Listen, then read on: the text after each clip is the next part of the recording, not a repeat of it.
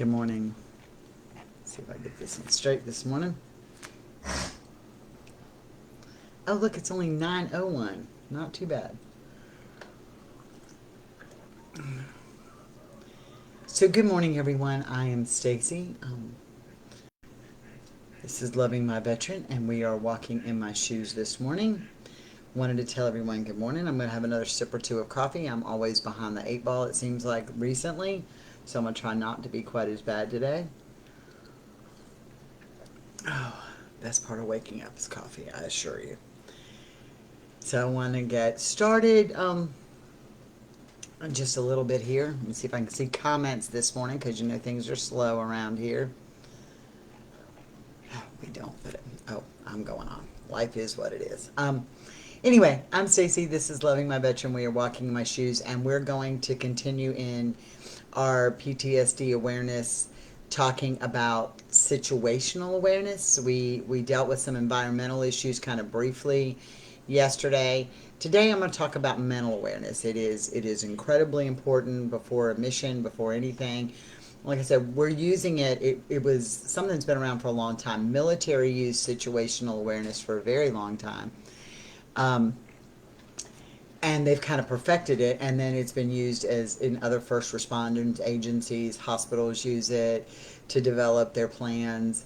Businesses are now using situational awareness. It's kind of being more aware of everything that goes on and how all the little pieces fall into play. So that's what we're going to talk about today. First of all, if you have not signed up for the newsletter, a new newsletter went out yesterday. I'm going to try to do one once a week because this is such a packed month with PTSD awareness. I listed in there in the newsletter, it talks about the only two drugs that the FDA authorizes to use. I can't stand not seeing the comments. I have to fix this. The only two drugs that the FDA authorizes us to use, and they are Paxil and Zoloft, and I put some of the warnings in there, and I put a link to the FDA page where you can actually read what the FDA is saying about these drugs.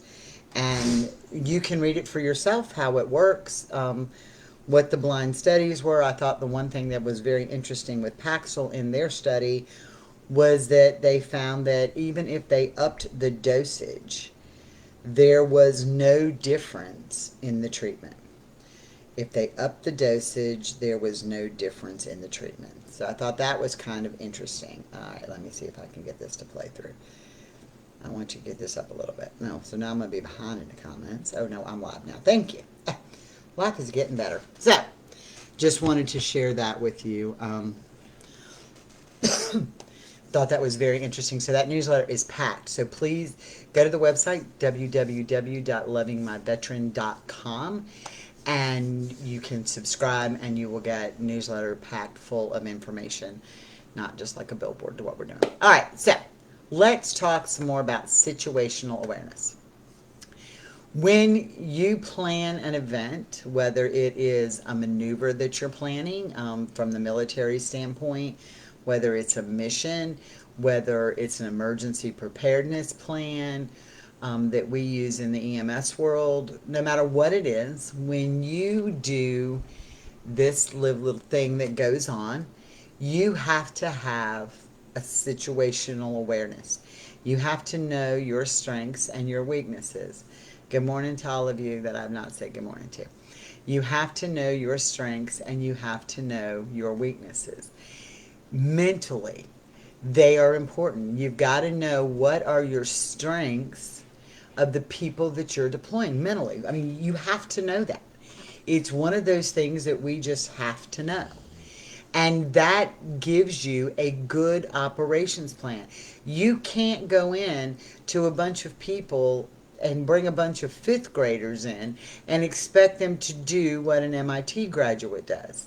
It doesn't work that way. So mental limitations, where are they at mentally, where are we at mentally, all determines our situational awareness. So when we're talking about PTSD, and we're going to talk about this specifically, we know that it can exhaust us, okay? There are days that we just feel completely exhausted by it, and we're tired and we feel like our cup is empty, and we go through this situation over and over and over again, and we are exhausted, mentally we can't deal with anything else. So if anything is said to us in that mental aspect, what are we going to do about that? We're not going to respond as appropriately as we would if we were fresh and not mentally exhausted. So when we beat ourselves up over and over and over again, when we go through these trials over and over and over again, and we go through this on a regular basis, we get mentally drained, and we're not good for what our mission is, which is to develop a loving, healthy, happy, strong relationship. That's our mission. So when we get exhausted mentally and we don't have the mental tenacity to go forward, we're just done. You're going to find that that is a huge issue in where we sit in what we're doing. So you have to be mentally prepared as well. That's a big deal. Your veteran to get in and work with the PTSD side. I'm not necessarily talking about the relationship side, because we're going to do a lot of PTSD awareness and learning how to separate them. But when your veteran is having a day or a date or an event or even a trigger or feeling overwhelmed, when you see that happen, mental awareness plays a role. You have to be aware of where they're at mentally, because you can't keep pushing past that limit. When they're done, you need to be able to pick up on that clue and see that they're done. Carl and I went to town yesterday. People. He had to deal with people. So went to town yesterday, and I had a few things hanging the can, and I had to do a few things still in Walmart. And I said to him, we had already checked out, I said, here, why don't you go get the car, or go put this in the car? I'll be there in a minute. And I could just look at him, and I was like, people, right? And when we got in the car, and he's like, yes. You need to be aware of where they're at mentally. When you push beyond that limit, mentally, when they're in something that has got them to a state, you're not going to get anything. You're not going to get the receptiveness you want. You're not going to get the answers that you want. You have to be prepared to listen. They have to be prepared to have a conversation. You can't do that if we're not all mentally where we need to be. That is a huge thing. You need to find the time that works for you and your spouse specifically, where you're not mentally inundated with everything else going on in the world, where you're not mentally inundated with everything else going on in your house, where you're not mentally, I will snap just like that. I will get this snippety little snappity answer. Carl will ask me something, and I'll be like, Dip! And it'll be this little snippet like I'm going to bite his head off. And that happens when I have a lot going on mentally. When I'm either tired, when I'm trying to multitask, when I'm worried about something else, when all of this stuff falls into my lap and he tries to have a conversation with me, he's going to get a snippety little answer back, which may or may not turn into Stacy's Mount Pinatubo erupting volcanic spew coming out of her mouth. But that's because I'm not mentally ready for that. I'm not mentally in a place to have that conversation. I'm mentally tired. So my mental awareness plays a role. Okay? It is huge for us. And Stephanie, you and I are so much alike that we don't effectively communicate our mental well-being. It is very hard. And this is gonna be important. This is one of those important. If you don't get anything else from this thing, listen to this. It is very hard for us to admit that we are mentally drained. It is very hard for us to admit we are mentally tired.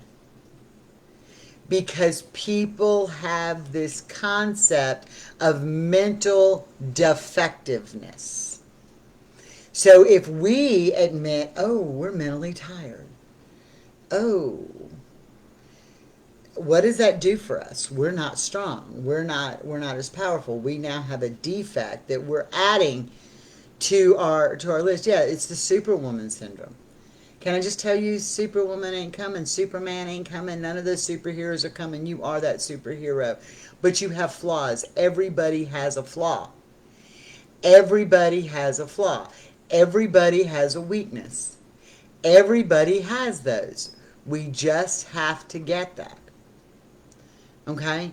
So you have to understand that we have this mental thing that we have to be able to get out. And when we have a mental tired moment or a mental defectiveness moment, if that takes us to a place, what do you think happens when you have PTSD? What do you think happens when you don't have that control? I go back to when I told y'all yesterday about me seeing the ambulance. And I saw the ambulance, and then I saw the crew, and then I had a conversation with the lady next door about a call that I'd been on years and years and years ago. And another trigger came up. And I just didn't realize it. I didn't realize that all those things were changing my mental status. Carl did.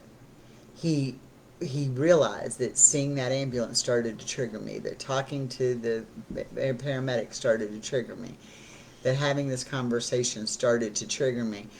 I already felt defective. I didn't need any more. Again, where's my purpose?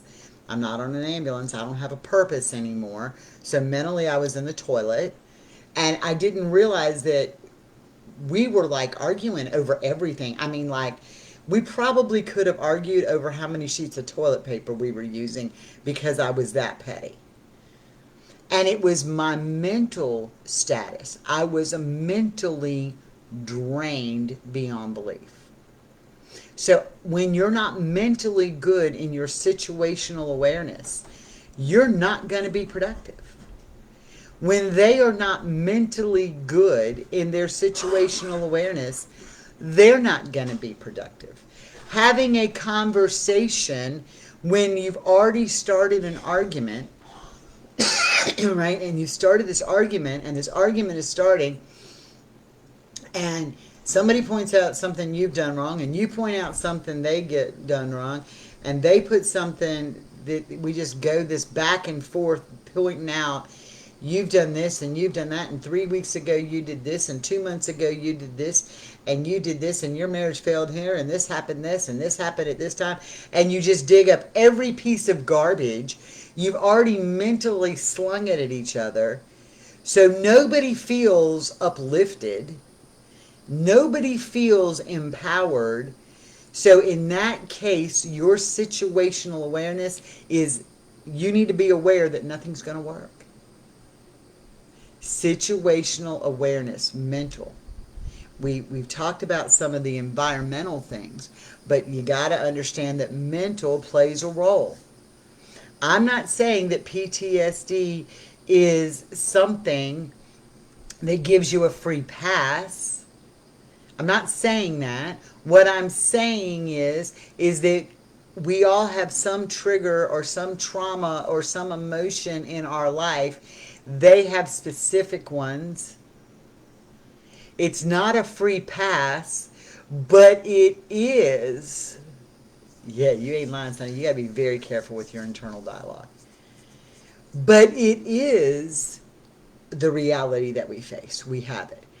Your internal dialogue, that is probably the most dead-on thing. We beat ourselves up more than anybody else beats us up. How many times have you said, or have we been on sites, or have we read other people who say, he says hateful things to me, he says hurtful things to me, we've all said it, but how many hurtful things do you say to yourself? How many times do you tell yourself you're not worthy? How many times do you tell yourself you're dumb? How many times do you tell yourself that you're defective? How many times do you tell yourself, I don't have that ability? How many times have you told yourself, I've screwed up?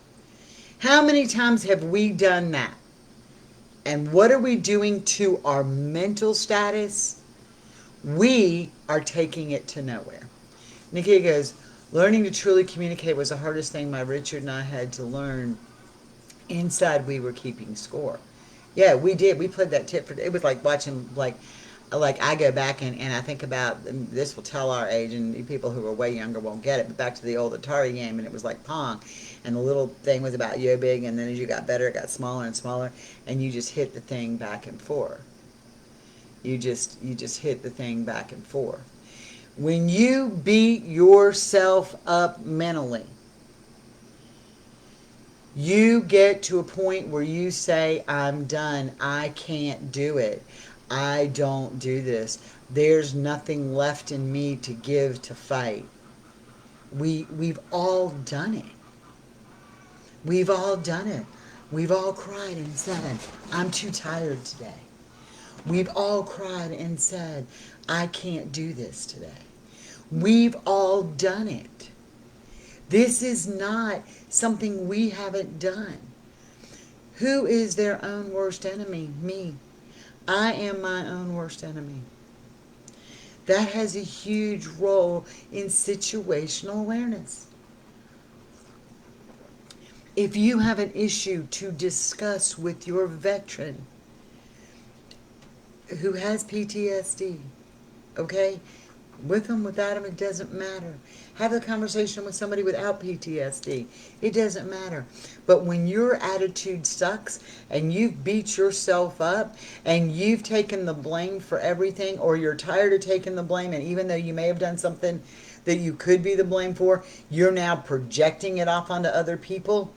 We've done that too. It's not me, it's him. We've all done that. Yeah, I've called myself more things than I've ever been called. I have. Cole will tell me I am strong and I am this and I am that, and I sit here in the same breath and say that I'm stupid and I'm dumb and I don't know what I'm doing and I'm not giving anything back to this world. I say it to myself every single day. And he says you're not. Your mental awareness is huge. Get yourself out of that mindset. And it's easier said than done. It's easy for me when I'm having a good day. It's easy for me to say, well, just put on your big girl panties and deal with it. When the reality is, it's not always as easy as putting on your big girl panties and dealing with it. When the reality is, because we're emotional people, this is why society is the way it is. This is why prescription drugs are rampant in fixing PTSD, why we're addicted to opioids, why we do everything else that goes on in this world. Because go back to the video, Medicating Normal. It is normal to be sad. It is normal to be depressed. It is normal to be overwhelmed. And there is not this cure-all pill that makes you feel normal. Okay? There is not this cure-all pill that makes you feel normal. There is not this cure-all, your hand hurts, your back hurts, your neck hurts, whatever. And we all have them. And I'm not belittling anybody's pain, because, girlfriend, I have plenty of it. But what I'm saying is that there are days that I feel this way. I know there's days that Stephanie feels this way. I know with Sonny's neck, there are days that Sonny feels this way. You just want the physical hurt to stop. Just stop. And you get so mentally drained because the physical doesn't always stop, that you're mentally drained, and your situational awareness at this point is you are not a functioning person. Okay? You're not a functioning person. You're not capable of functioning when you are mentally in the toilet. And I'm not saying don't take medication. I'm saying read it and understand it. There is not a pill that cures everything. Very early on in EMS, we understood and lived 5 stages of grief. You have to learn that we call them 5 stages of grief, but they are 5 stages of emotion. I think that's a whole better way to do it. When you're told something is not right, whether it's grief, whether it's an injury, whether it's whatever, but you're told something isn't right, or something's happened, you've lost your job financially, there's an issue, there's this, there's that. The first thing we go through is a sense of denial. When we're starting to feel overwhelmed, when we get this overwhelmed feeling and they're like, hey, how you feeling today? I'm fine. Well, you've had a lot on your plate. I got this. You've had a lot on your plate. Nope, I'm good. We deny it. We deny that feeling. So we deny it. We deny whatever is coming in to weigh us down. We deny that. So you have to understand that that is a normal, it's not avoidance if it's done correctly, but denying that we are overwhelmed is a normal emotion. So mentally, it is a normal emotion. We go through periods of rationalizing or bargaining. That happens. Well, God, if you just give me one good day with him, I'll do this. Or, honey, if we could have just one good day, you can sit here and play video games till hell freezes over. Hun, if we have one good day, you can talk shit to me every other day this month. That's bargaining. We all do that too. We all do that. We've all do that. We all say, if you do, I'll do. You can't do for them. That's bargaining. We in those 5 stages of grief that happen, and I think it's with life, I'll just do better. How many times have our kids said that to us? Our kids have said to us over and over and over again. Our kids have said to us, I don't feel like doing this, but we'll bargain with them. Well, if you clean up your room, I'll get you an ice cream. Instead of using the reality is, you messed up the room, clean up your damn room. I'm not getting you an ice cream. It's your responsibility. We bargain. So we bargain with ourselves. God, give me the strength to get through this, and I promise I'm going to let something go tomorrow. And then what happens tomorrow? Give me the strength to get through this. Give me the strength to get through this, and I promise I'm going to let it go tomorrow. You don't. We don't do that. It's bargaining. Can I just have one? You're not facing the reality. You're bargaining it away. Okay? Anger. Anger is a normal feeling. Anger is normal. It is okay. Yeah, your bargaining tools should never be in your toolbox. Not when it comes to them. Absolutely not. But that is a stage we go through. A stage that we have to accept that is a useless tool in our toolbox. You will try to bargain with yourself. You will try to bargain it away. It happens. Face it. Just because that emotion comes into you doesn't mean you have to act on it. But it is a reality. You will feel that you need to bargain with yourself. You will feel like you need to bargain with your spouse. You will feel like you need to bargain with your kid. You will feel like you need to bargain with your friends. You will feel all of those things. That will screw up your emotional, mental situation in a heartbeat, because you're not dealing with the reality when you're stuck in bargaining. So you can't stay stuck in denial. The river of denial. Don't stay drowning in that river of denial. Don't stay in the bargaining stage. It happens. It is a normal reaction. Bargaining is a normal reaction. Denial is a normal reaction. Anger is a normal reaction. You can be angry.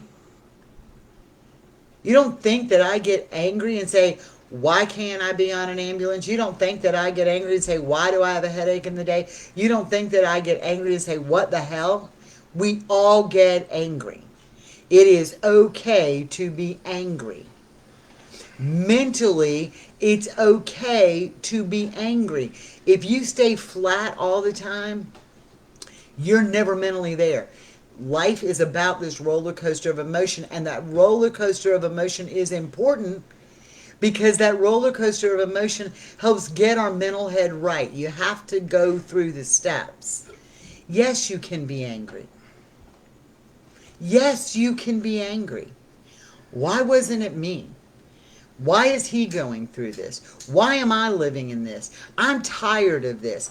I'm mad over this. Whatever your thing is, you can be angry over it. It happens.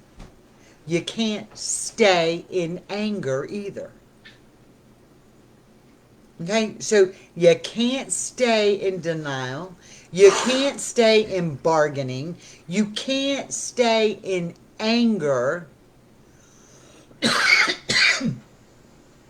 You can't wallow in pity. The why me. The why me comes up in every situation. Why me?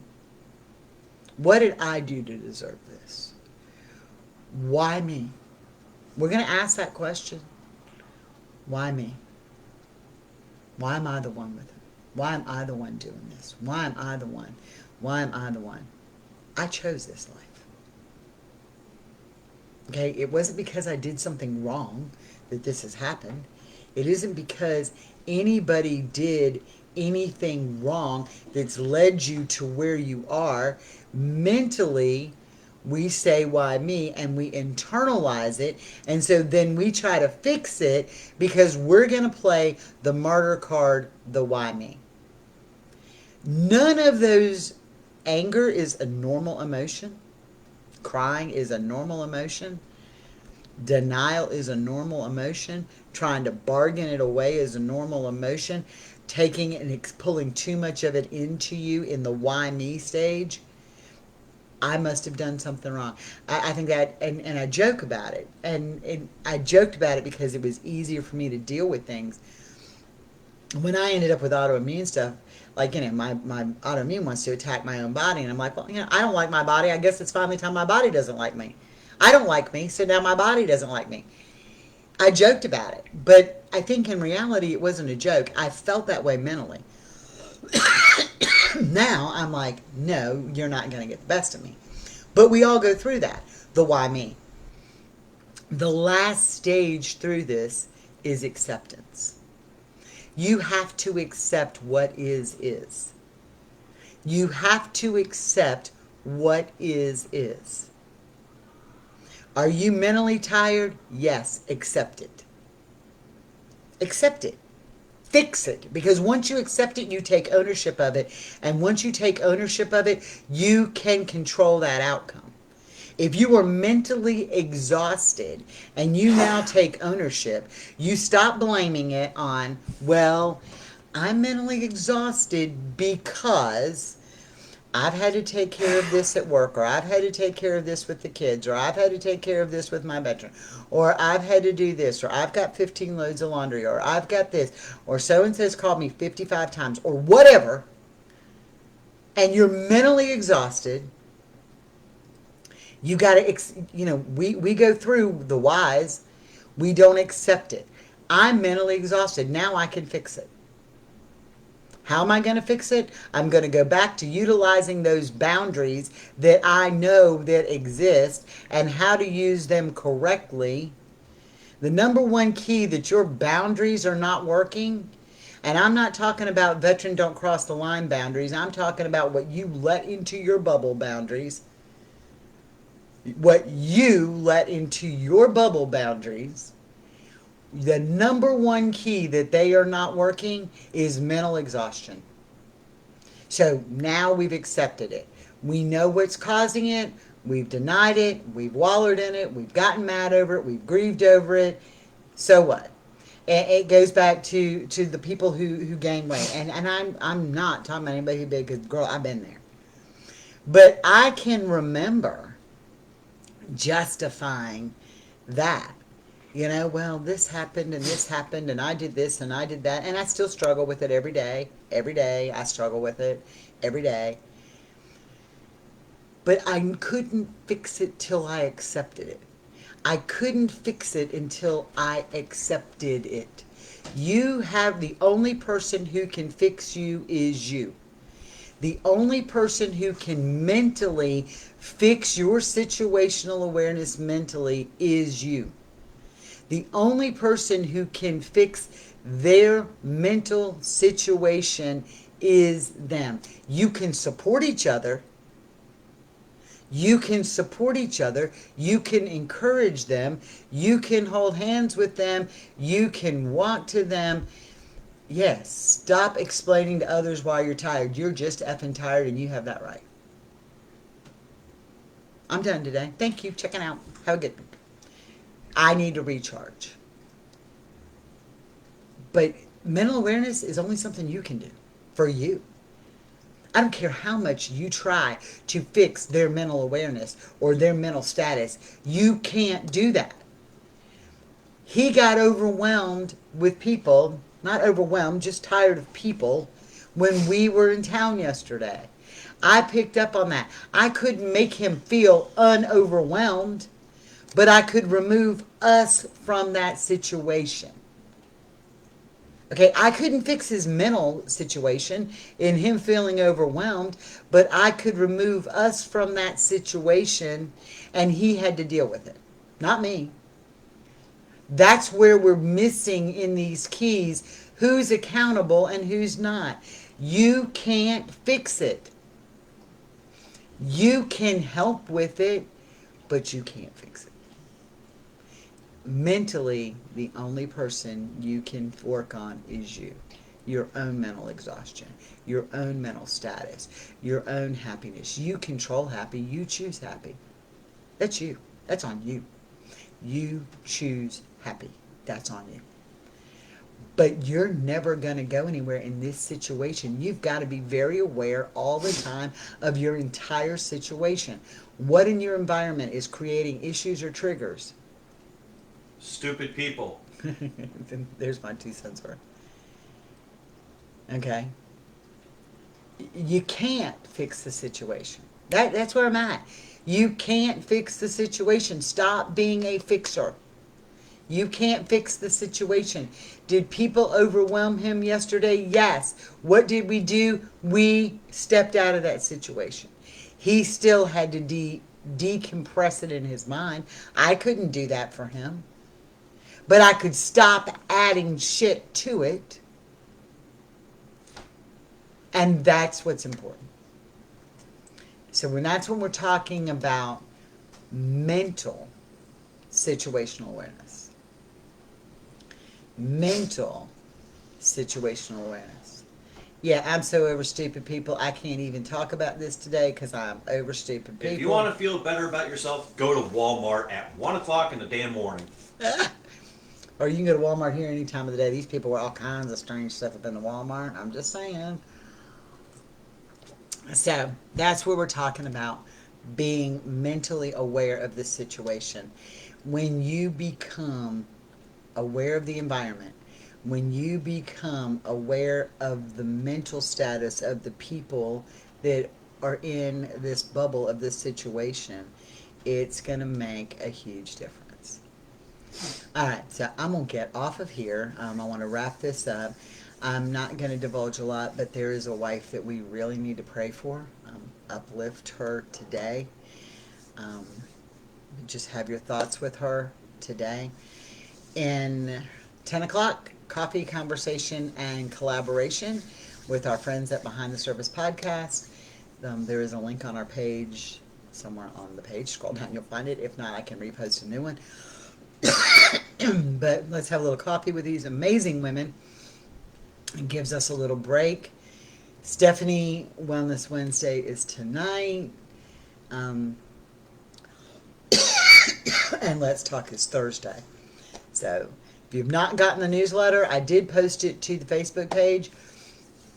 You're going to get this one posted to Facebook and probably no more, but they're all going to become this full of information. Please go to our website and subscribe, www.lovingmyveteran.com. I'll repost it to the page, Sarah Kim. She said it's hard to find. So I'll move it to the page in the group real quick. I'll post that link for their Zoom meeting. We'll do that. But www.lovingmyveteran.com. If you have not subscribed to the YouTube channel, we are asking again that you do that. Just go to our channel, click subscribe. All of these videos will be here. We're going to add some new stuff to the YouTube channel that's coming out as well. So make sure you subscribe. If you find these videos helpful, please give them a thumbs up. It's important. We just need to hear from you that what we're doing matters or is working for you. All right, so I'm Stacy. This has been Walking in My Shoes. We are Loving My Veteran. Y'all have a blessed Wednesday, and I'll post that link real quick on the page to Coffee, Conversation, and Collaboration. Bye.